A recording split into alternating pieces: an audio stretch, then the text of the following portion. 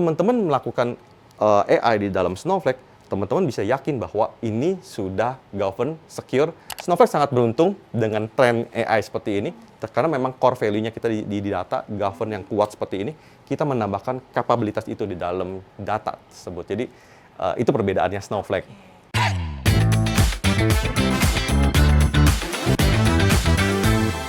Halo Sobat Metrodata, ketemu lagi di Metrodata Podcast edisi terbaru, di mana kita bisa membahas transformasi teknologi yang terbaru.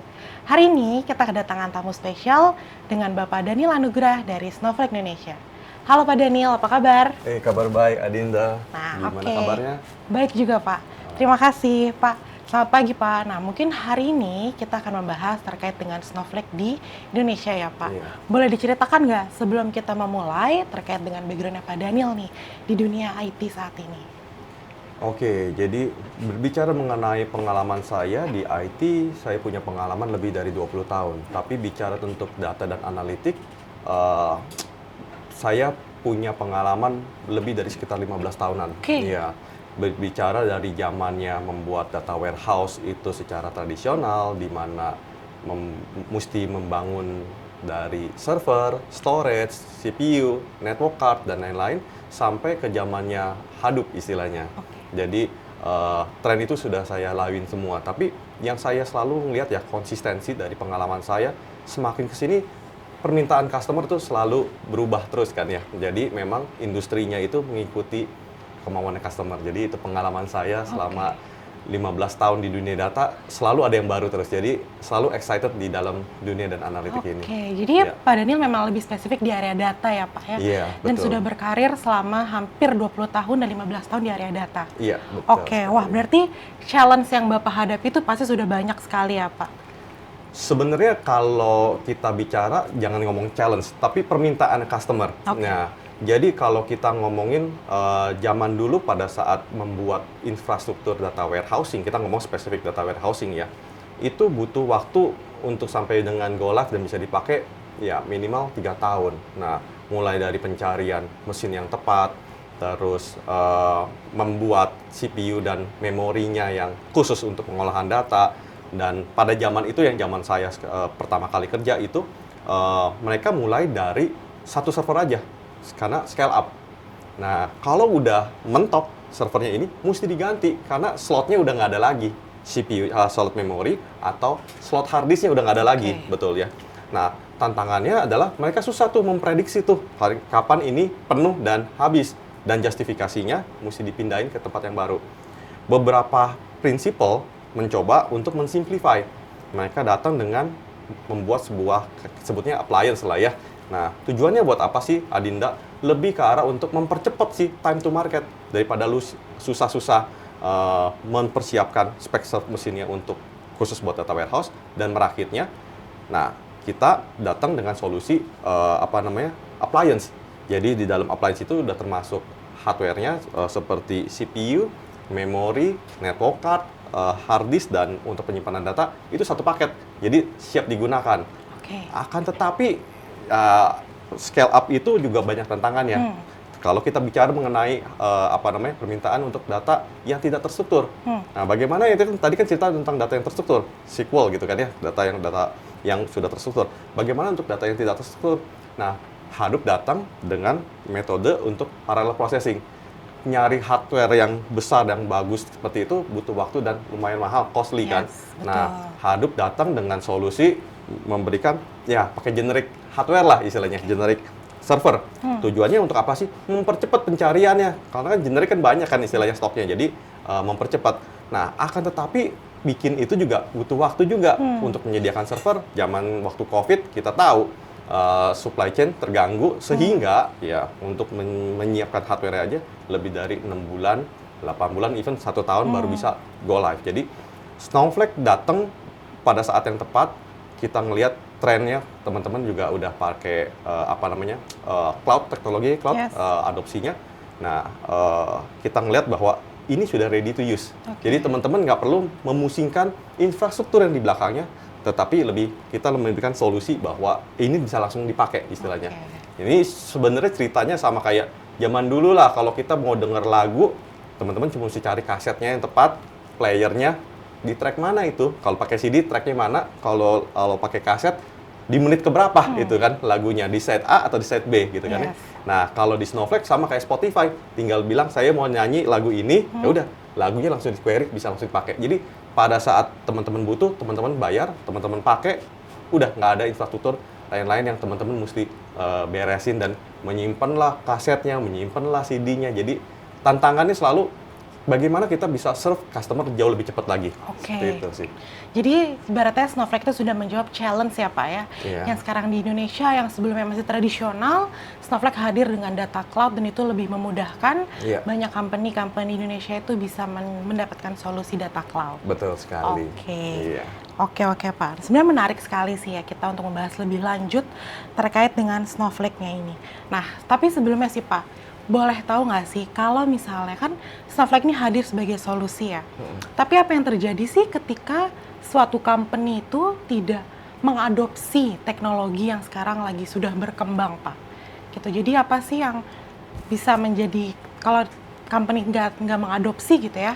Apa yang terjadi dengan dia? Sebenarnya bukan mereka tidak mengadopsi terus akibatnya apa. Tapi mereka tuh sebenarnya lagi mencari cara. Misalnya sebagai puncak pimpinan perusahaan, saya anggap aja lah, Adinda manajer di mall besar lah. Nah, teman-teman tahu misalnya pada tanggal 12-13, kenapa penjualan di mall saya semuanya sepi? Revenue saya sepi. Padahal biasanya mendekati hari raya Imlek, harusnya penjualan kita ngebus. Kenapa hari ini 2 hari weekend sepi? Nah, kita lihat-lihat, mesti dapetin data pihak ketiga, yaitu curah hujan. Ternyata ada derita juga, ternyata banjir. Nah, kalau cuman mendapatkan informasi as is dari internal, tanpa ada data-data dari eksternal, itu teman-teman nggak bisa mendapatkan insight secara keseluruhan. Nah, sangatlah penting untuk punya insight secara keseluruhan dan bisa mempunyai kemampuan untuk bertanya istilahnya kan. Sekarang zamannya semuanya udah pakai LLM, udah nanya sama ChatGPT gitu kan ya. Nah, Snowflake juga datang dengan solusi, dengan kemampuan untuk bisa bertanya secara natural language tanpa SQL. Orang bisnis ya, top level management bisa bertanya seperti itu. Sehingga tujuannya apa sih? Bisa memberikan insight dan memberikan keputusan, next-nya saya mesti seperti apa? Jemput bola kah? Atau promonya dilamain? Kompensasi seperti apa? Dan lain-lain. Jadi sebenarnya data ini mereka sudah sadar. Ini dibutuhkan untuk memberikan dampak ke customer dan menaikkan penjualan lah istilahnya seperti itu. Jadi mereka sudah sadar kebutuhan dengan data, tapi saat ini tantangannya adalah infrastruktur ataupun pendekatan dari sisi solusinya itu tidak mendukung permintaan ataupun ekspektasi dari para pebisnis ini sih Adinda. Oke.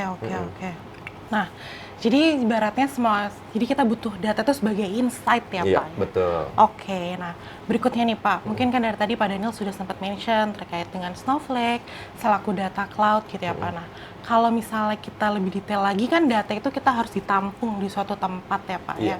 Iya. Nah, boleh dijelaskan nggak sih kalau dari sisi Snowflake itu, apakah dia memprovide sebagai data warehouse atau sebagai data lake dan seperti apa sih Pak sebenarnya kondisinya saat ini? Oke, jadi sebenarnya tren data itu mulai dari data yang terstruktur ya, yang tadi saya cerita, itu biasalah ditangkap dari sistem-sistem yang sudah ada. Terus yang kedua trennya adalah data-data yang tidak terstruktur. Nah, misalnya kayak PDF, suara, voice, ataupun video istilahnya. Mereka juga pengen tahu. Atau juga peta, misalnya semacam kayak people movement. Nah, makanya kan trennya kan pindah ke Hadoop istilahnya. Saya mau menyimpan data-data yang tidak terstruktur. Nah, berbicara tentang Snowflake, kebetulan kita runningnya di cloud istilahnya. Lihat teman-teman tahu lah ya, penyimpanan data di cloud sangat-sangat boleh dikatakan tidak terbatas lah ya. Karena kemampuannya cloud itu tersendiri ya. Dan Snowflake hadir di zaman yang kita bisa menyimpan 2 tipe data tersebut. Jadi teman-teman nggak usah pusingin lah apakah ini data terstruktur atau data tidak terstruktur, data lakehouse kayak atau data warehouse kayak. Teman-teman nggak usah pusing. Pada saat awal konsep Snowflake dibangun adalah kita memisahkan antara compute dan storage. Nah, tantangan dari industri-industri sebelumnya ataupun teknologi sebelumnya adalah compute dan storage itu mesti jadi satu. Nah, Snowflake datang dengan mencoba untuk memisahkan antara compute dan storage. Ini di 12 tahun yang lalu kita sudah memisahkan compute dan storage ini. Jadi compute-nya digunakan pada saat dibutuhkan saja. Storage-nya bisa menyimpan unlimited data untuk pengambilan keputusan. Oke, jadi Snowflake bisa bersifat sebagai data lakehouse ya Pak, Iya. untuk menyimpan data structure dan juga unstructured data. Iya. Oke, wow. Dan Snowflake sendiri berarti usianya sudah 12 tahun ya? Iya, jadi Snowflake berumur 12 tahun. Kita memang pada awal kita dirikan memang fokusnya ke data warehouse pertama Oke. kali. Nah, tapi dengan berkembangnya zaman Oke. semakin ke sini, kita sudah bisa bukan hanya menyimpan data yang terstruktur, tapi juga data yang unstructured dan lain-lain. Karena memang teknologi selalu berkembang ya, Adinda ya. Oke. Berarti juga salah satu unique value ya Pak ya? Betul, yang betul. dimiliki oleh Snowflake ya? Betul, Oke. betul. Oke Pak, sebenarnya menarik sekali sih. Mungkin boleh diceritakan lebih lanjut lagi nggak sih Pak terkait dengan fitur-fitur yang dimiliki oleh Snowflake saat ini yang ada di Indonesia? Oke, mungkin saya cerita mulai dari yang 12 tahun, 14 tahun yang lalu Snowflake dibangun lah ya. Nah, memang pada awalnya itu dibangun untuk menjawab kebutuhan data warehouse modern. Ya, yaitu kita menyimpannya itu semuanya di cloud. Itu yang pertama-tama. Kita memisahkan storage dan juga compute, dan kita melakukan disrupsi di market karena pertama kali kita di dunia melakukan pemisahan seperti ini, dan ini mengubah cara pandangnya. Oke. Ya. Yang kedua, dengan adanya pada saat itu kita cuma bisa menyimpan data warehouse kan, kembali lagi kita berbicara dengan bahasanya SQL. Ya, data warehouse selalu SQL. Tapi kita tahu, kita sadar untuk masukin ke data warehouse banyak juga user-user yang menggunakan bahasa-bahasa lainnya, Scala, R, Python dan lain-lain. Nah, kita mengembangkan kemampuan untuk itu karena kebetulan data engineering membutuhkan data itu. Oke. Sorry nih kalau misalnya kata-katanya saya terlalu banyak teknis, tapi data engineering itu teman-teman coba gambarkan sebagai tukang pipa untuk memasukkan data. Dia membutuhkan pipa dan bahasanya. Jadi pipa untuk air ya pipa untuk air, pipa untuk gas ya pipa untuk gas. Jadi kita memisahkan bahasanya juga, untuk satuannya juga beda lain-lain seperti itu. Jadi kita mulai masuk ke daerah situ. Sampai sekarang trennya adalah AI. Teman-teman udah tahu lah, semua orang pada ngomongin AI kan. Ya, semua, kalau handphone pun AI, mobil pun AI, ya smartwatch juga AI istilahnya, bisa memberikan saran. Nah, Snowflake datang ke area itu, tapi perbedaannya antara yang lain yang bikin AI sama Snowflake seperti apa? Perbedaannya yang kemarin saya sempat ada acara juga. Kita selalu emphasize perbedaan Snowflake dan AI industri yang pada umumnya adalah karena fondasinya dari Snowflake adalah data warehouse, dan data warehouse itu adalah mesti secure, govern, dan juga mesti punya auditability yang sangat-sangat kuat. Dan kemampuan core value-nya kita ini ditambahkan fungsi AI. Nah, tujuannya apa sih? Ini meningkatkan adopsi dari customer kita. Boleh dikatakan kalau teman Adinda lihat dari laporan tahunan kita atau kuartal kemarin, itu setengah dari customer kita itu di dunia ya sudah mengadopsi AI-nya Snowflake. Kenapa? Karena teman-teman melakukan AI di dalam Snowflake, teman-teman bisa yakin bahwa ini sudah govern, secure. Misalnya contoh lah, Adinda juga kan tidak bisa menanyakan berapa sih gaji bosnya kamu, ya kan? Karena role-nya kamu kan cuma boleh di sini, kamu cuma boleh lihat datanya. Which is ini sudah biasa di dalam dunia data warehousing untuk pelaporan. Tapi coba dibayangkan kalau kemampuan AI-nya ini sudah bagus sekali, tapi datanya dibawa keluar ke sana, bisa ada namanya datanya bocor. Datanya bisa kehilangan konteks dan lain-lain. Ini yang lebih mengkhawatirkan. Makanya pendekatan. Jadi saya boleh dikatakan Snowflake sangat beruntung dengan tren AI seperti ini, karena memang core value-nya kita di data, govern yang kuat seperti ini, kita menambahkan kapabilitas itu di dalam data tersebut. Jadi itu perbedaannya Snowflake. Jadi salah satu unique value juga yang dimiliki oleh Snowflake ya Pak ya. Betul. Jadi selain dengan data warehouse, Snowflake juga sudah mengadopsi memiliki Snowflake AI ya. Iya. Kalau di market disebutnya apa sih Pak? Ya, oke. Terkait dengan Snowflake AI. Brandingnya yang terkenal adalah Snowflake Intelligent. Ya, dan itu bisa diakses lewat handphone Adinda loh. Ya, jadi teman-teman Adinda misalnya mau lihat penjualan dari tim A berapa, penjualan dari tim B berapa, istilahnya bulan ini, summary-nya. Itu kan standar ya. Tapi kenapa tim A sama tim B selalu menangnya si tim A misalnya? Bisa tanya di dalam Snowflake Intelligent. Karena kalau datanya fondasinya sudah bagus, baru AI itu capability-nya enak lah kita berotak-atik seperti itu, Adinda. Dan Snowflake bisa memprovide itu ya Pak? Semuanya. Jadi memang kita idealnya kita membereskan itu juga seperti itu. Oke. Nah, mungkin boleh di-sharing sih Pak Daniel ya, apa sih yang perlu dipersiapkan oleh company-company di luar sana gitu ya, kalau mereka mau mengadopsi Snowflake atau mereka mau menggunakan Snowflake Intelligence, itu mereka harus seperti apa sih Pak? Sebenarnya gini, teman-teman bisa mulai dari Snowflake itu dari mana aja. Nggak perlu punya data warehouse yang proper dulu juga bisa. Jadi Snowflake itu bisa dimulai dari satu bisnis unit atau dari organisasi kecil lah istilahnya. Jadi startnya sangat-sangat kecil lah istilahnya, mulainya start small. Dan kita melayani juga konsultasi istilahnya. Teman-teman mau cari outcome bisnisnya seperti apa? Nah, bersama teman-teman Metrodata, biasanya kita berdiskusi nih. Metrodata kan juga ada tim konsultan ya kan? Nah, teman-teman bisa tahu untuk masukin datanya maunya seperti apa, datanya yang terstruktur, yang mau periodenya kapan aja, dan lain-lain. Nah, solusi-solusi itu biasanya kita sebagai prinsipal dan partner bekerja sama untuk memberikan solusi ke teman-teman Metrodata untuk memberikan ya langsung business outcome yang langsung teman-teman cari. Seperti itu. Oke. Nah, Pak Daniel mungkin boleh di-share juga dong, Pak. Kalau di Indonesia sendiri saat ini use case-nya Snowflake tuh seperti apa sih? Mungkin boleh diceritain detail nggak? Bahkan mungkin kalau misalnya di-share ke Sobat Metrodata, mungkin boleh cerita dengan brand tertentunya seperti itu. Use case story suksesnya di Indonesia. Kita ada beberapa banyak case story ya bersama-sama dari Metrodata ya. Yang paling besar saat ini adalah telco lah ya. Nah, telco itu karena datanya masif dan ya saat ini belum ada yang bisa menggantikan data yang sebesar telco karena mereka menyimpan data-data mulai dari call, terus WhatsApp dan lain-lain. Interaksinya mereka pindah-pindah termasuk sama behaviornya mau belanja dan lain-lain, itu semua disimpan di dalam Snowflake. Jadi kalau ditanyain, itulah customer terbesarnya Snowflake. Yang kedua pertanyaannya adalah Snowflake punya nggak istilahnya customer di FSI istilahnya? Jawabannya kita punya istilahnya. Dan yang unik ya, mungkin saya sedikit cerita di Snowflake belakangan ini yang lagi tren adalah data sharing atau data clean room, di mana satu perusahaan dengan perusahaan yang lain yang tidak boleh melakukan pertukaran data karena PII itu, Snowflake punya teknologi namanya data clean room. Teknologi itu memungkinkan teman-teman join blending data tersebut. Itu sangat-sangat game changing kita. Kita sudah punya banyak logo gara-gara salah satu pendekatan seperti itu. Jadi salah satu fitur utama yang dimiliki Snowflake juga merupakan data sharing ya Pak yang bisa dimanfaatkan oleh company-company di Indonesia. Ya. Memang saatnya sekarang zamannya kolaborasi ya. Nggak mungkin cuma sendirian kita punya data sendiri.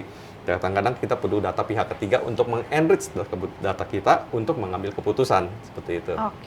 Nah Pak, tadi cukup tertarik sih dengan cerita Pak Daniel kalau Snowflake itu sudah ada di area FSI ya Pak ya.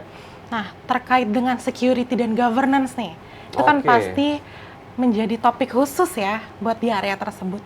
Boleh di-sharing nggak sih Pak kalau dari Snowflake sendiri terkait dengan security and governance-nya itu seperti apa sih?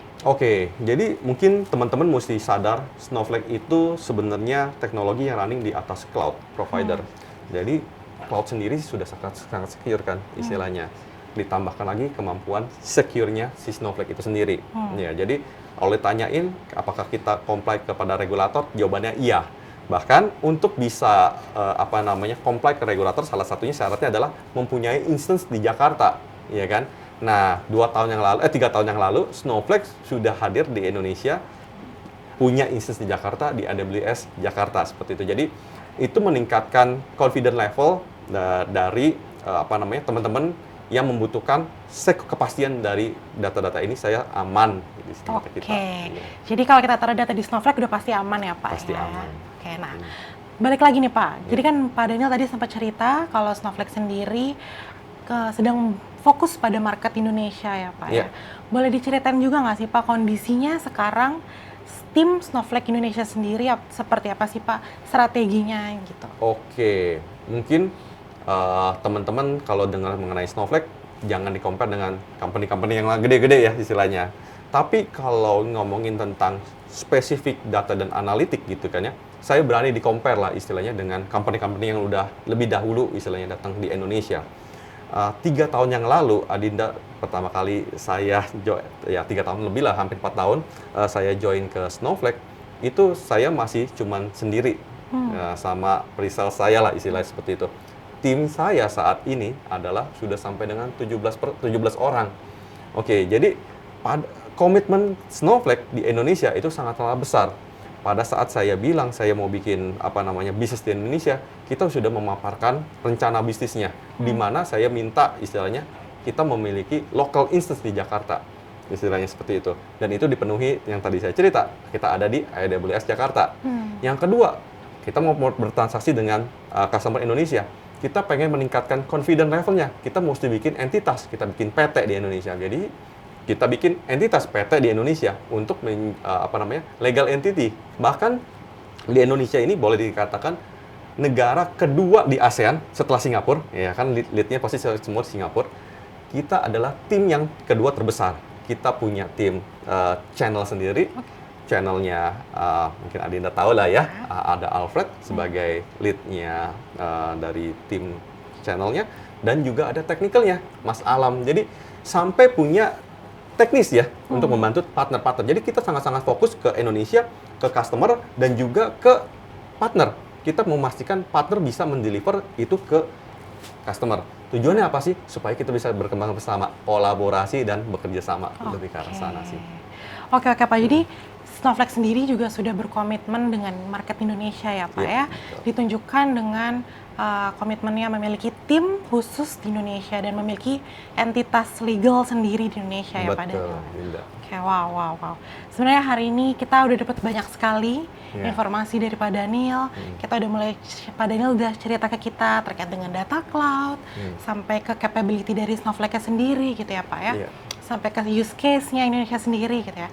Semoga rekan-rekan sobat-sobat Metrodata bisa mendapatkan banyak informasi yang baru dan juga bisa mengadopsi teknologi Snowflake secepatnya.